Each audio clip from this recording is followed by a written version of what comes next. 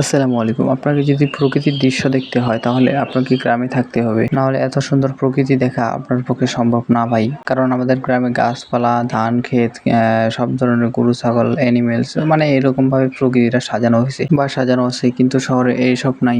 শহরে শুধু বড় বড় বিল্ডিং এবং গাড়ি ঘোড়া, যানবাহন এবং আনাচে কানাচে খালি মানুষ আর মানুষ। তো আপনাকে যদি প্রকৃতির ফিল নিতে লাগে সত্যিকারে, তাহলে অবশ্যই গ্রামে আসতে হবে, এটা মাস্ট। যাই হোক, এসব কথা তো অনেক হলো, এখন মূল কাজে আসি আমরা। যেহেতু বর্তমান প্রচন্ড পরিমাণে রোদ, এই জন্য আমাদের প্রতিদিনই কম বেশি পানি দেওয়া লাগতো চড়াই খেতে, কিন্তু আমরা পানি দিতে পারিনি প্রতিদিনই কাজের ব্যস্ততার কারণে বা অন্যান্য কারণে। আমরা 2-4 দিন 5 দিন পর পর পানি দেওয়ার চেষ্টা করছিলাম, আলহামদুলিল্লাহ। অবশ্যই আমি আপনাদেরকে সবকিছু মোটামুটি জানিয়ে দিছি যে আমরা আসলে কতবার কতদিন পর পর পানি দিয়েছিলাম। এইসব জিনিস তো আপনাদেরকে জানিয়ে দিছি আমি মোটামুটি সবকিছুই, আলহামদুলিল্লাহ। তো আমরা প্রতিদিন পানি দিতে পারিনি, এই জন্য আমাদের মূলত কি ক্ষতিটা হয়েছে চড়াই খেতে, এটা আপনাদের একটু পরে বলতেছি, আলহামদুলিল্লাহ। আমি তো যেহেতু আমাদের চড়াই ক্ষেতের বয়স প্রায় 15 থেকে 20 দিনের মধ্যে আছে, আলহামদুলিল্লাহ। তো আর বেশি দিন যেহেতু সময় নাই, তো এর মধ্যে আমরা আলিগুলা কোদাল পাড়ছি এবং আলিগুলা ঠিক করছি। সমস্ত জমিগুলার আলিগুলা ঠিক করার পর আলহামদুলিল্লাহ এখন চাষে দিচ্ছি। এখন চাষ দেওয়ার কারণ মূলত একটাই বেশিরভাগ, এই কারণটা হচ্ছে যে যেহেতু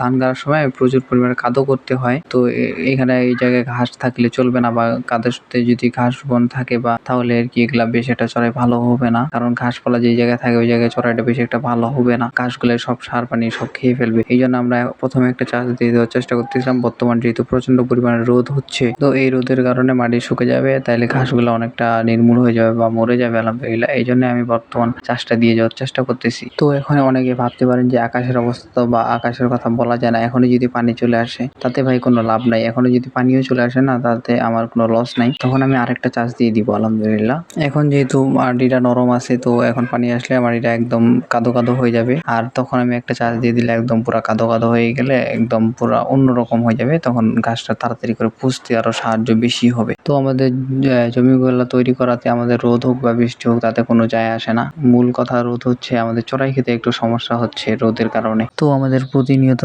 চড়াই খেতে পানি না থাকার কারণে বা না দেওয়ার কারণে আমাদের মূল সমস্যাটা হচ্ছে পোকা। দেখতে হয়তো পাচ্ছেন যে মাটিগুলো ফাটে ফাটে গেছে এবং কি পোকা প্রচুর পরিমাণে ধরছে। সব জায়গায় এই পোকাগুলো নাই, আলহামদুলিল্লাহ। কিছু কিছু জায়গায় আর কি এরকম অত্যন্ত পরিমাণে পোকা ধরছে। এই পোকাটা হচ্ছে পানি না থাকার কারণে, মূলত এই পোকাটা বিশেষ করে আক্রমণ করতে পারছে। পানি যদি থাকতো তাহলে এই পোকাটা তেমন একটা আক্রমণ করতে পারতো না। যাই হোক, আলহামদুলিল্লাহ। তো আজকের ভিডিও পর্যন্ত, সবাই ভালো থাকবেন, সুস্থ থাকবেন। আসসালামু আলাইকুম।